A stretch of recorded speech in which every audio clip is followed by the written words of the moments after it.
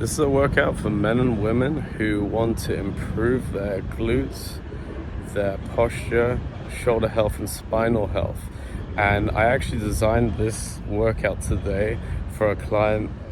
Happened to be a female and a lawyer, and so she works a lot of hours, highly successful person, as in a lot of my clients are affluent. And so I'll tell you the layout, and you can use this. You're gonna get general fitness and strength here, musculature, good posture.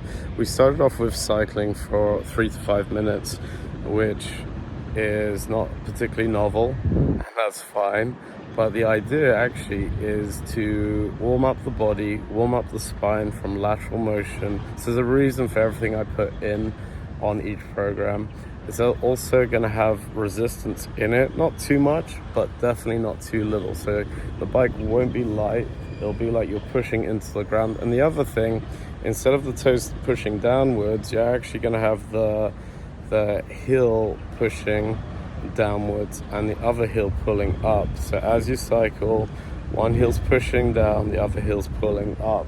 So it should almost be like a line, like a very small circular line, almost like this kind of motion going. And so after 3 to 5 minutes, adding resistance should be pretty warm, go at a decent speed. Again, not sprinting, you're not trying to kill yourself, it's just a warm up. Okay, so the next thing you're going to do is step ups. Now, again, this isn't a particularly novel exercise, but what is novel is the technique I want you to do and the understanding behind it. So basically, imagine this is your foot. On your right foot, your big toe and all your toes are squeezing down into the floor, as well as the heel is fully flat on the floor. But what you want to do is you want to have a raise or lift of the arch. So you don't want the arch of the foot going downwards, you want the ridge of the foot. Imagine this is the ridge of the right foot. It's pressing into the floor, and then the big toes are pressing in and the heel's pressing in. And then the arch, this is the arch, is lifted, it's not down. What happens if you do this is the knee will drive in that way. You don't want that. You want this kind of motion of the foot on the floor. The leg is in this position and the knee's driving slightly that way. What that's going to do is engage your abductors and your glutes. Now, some things to really note and pay attention to is as you go up, that knee is going to track that way if you don't engage it that way. And the way you do that is by planting the ridge of the foot, turn the heel in. You then plant and you squeeze the glute and the abductors and draw the knees slightly outwards before you engage the core. As you engage the core and you still keep engaging the foot arch is lifted, the heels are planted, the toes are planted in, your knees slightly outward, you're leaning forward with the core engaged. Then you're going to press really hard into the platform, and with that strength pushing into the box, the step, the platform, whatever it is, you're pushing yourself upwards. It should almost feel like a leg press, except you're going upwards against gravity with your body weight as opposed to additional weight. And then you're gonna come up, yep, and yeah, you're gonna lift your other knee up as well. Now, the other thing to consider, actually, you don't even have to lift your knee up. That's an extra balance thing for later on. The other thing to consider is as you go down, again, if you don't engage your glutes and your knee that way, it's going to track in that way. So as you go down, really tense the foot, the shin, and the knee. Brace them, have the glutes slightly outwards, and then slowly go down, making sure that your knee's not tracking that way. We're talking about your right foot, it's going out that way. So that's the first move. And my programs at the moment are for time under tension, which means that no matter what exercise you do, as long as you create enough intensity for 90 seconds, you will build muscles. So hypertrophy is between 60 to 90 seconds. Actually, I think it's 60. Yeah, it's 60 to 90 seconds. So you're going to do that to build muscle in that area. Now, obviously, if that's too easy and you've got the technique, I'm assuming if you started, you do not yet, you can add weight. But I mean, this is when you're more intermediate or advanced and you're better at the exercise. So get the exercise first, do 90 seconds, focus on one leg only, then repeat on the other leg. Then the other thing I do a lot of is squat holds. Again, the point is to have your arches lifted, toes and heel planted into the ground while the arch is lifted. So that sounds like two opposing forces. One, the inside of the foot's lifted. Two, the big toe and all the toes, the ridge of the foot and the heel, they're all planting downwards. So you've got an upward motion of the foot and the rest of the foot is going down. And so with the squat, you're going to have your toes slightly outwards on both sides, and you're going to have your knees pushed slightly outwards in line with the feet. So basically, as you squat down, push your butt back as far back as you can.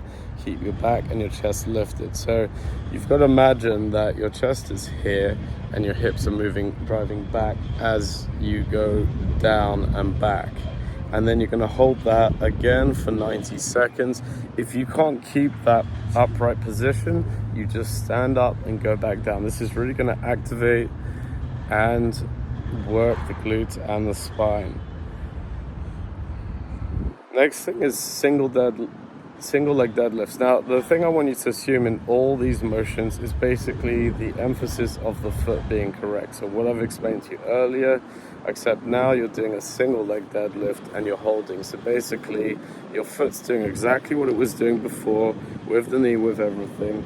You'll drive your knee upwards, and then you're gonna just have your leg going back, hips are square, chest is going down. So you're actually leaning your body downwards but keeping it straight. And then when you get to the point where you've got your hips square, a long spine, the leg is in line with your pelvis and your chest is upright while leaning forwards, you're going to hold that for 90 seconds and keep the foot engaged.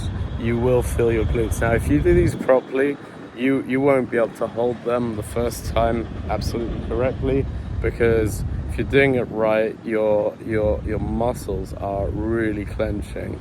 Unless you're like a gymnast and you're doing pistol squats easily, you won't be able to do these easily. If you are, you're probably not doing the form right. You wouldn't be doing the form right. You'll definitely feel it. Okay, so those are the first three motions. Then you go into a squat position like you were in a squat hold. The only thing you're going to do now is imagine your left foot is here. It's going to plant like, I don't know, a couple of centimeters or inches to the left. Then you'll bring the right foot the same distance, and then you'll do that again to the left, a couple of inches to the left, and then the right foot's going to come a couple of inches to the left as well.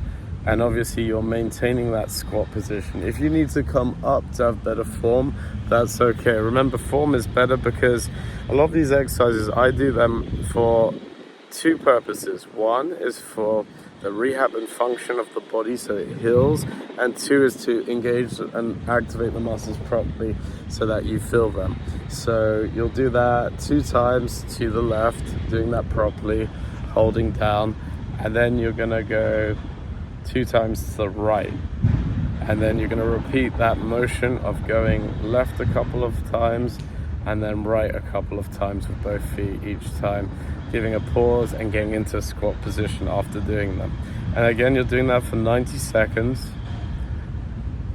And then instead of doing a pistol squat, I don't know how much you guys know about the training and what pistol squats are. I certainly don't want you doing these because this is a really complex exercise and hardly anyone does them right unless you're like really proficient at this, like a gymnast or someone that's really into animal movement or martial arts.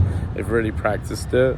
So what it is you're actually going to hold on to a bar or something away from you slightly, and then you're going to do the same thing with your foot, But what you're going to do is you're just going to knee bend with your foot, trying to get the knee or toes to touch the other leg hanging behind you to touch the floor. It doesn't have to touch the floor. You might not have that range. What's more important is that the knee is tracking in a straight line and slightly out to the right, and not going like into the left. So the knee is going to be stable slightly that way, and then you're going to go down slightly and keep your posture upright. So that, my friends, is going to really work your glutes in a great way, work your core, your posture. You'll have healthier knees, healthier spine, all that stuff. So I hope it helps and you enjoy. If you need help, let me know.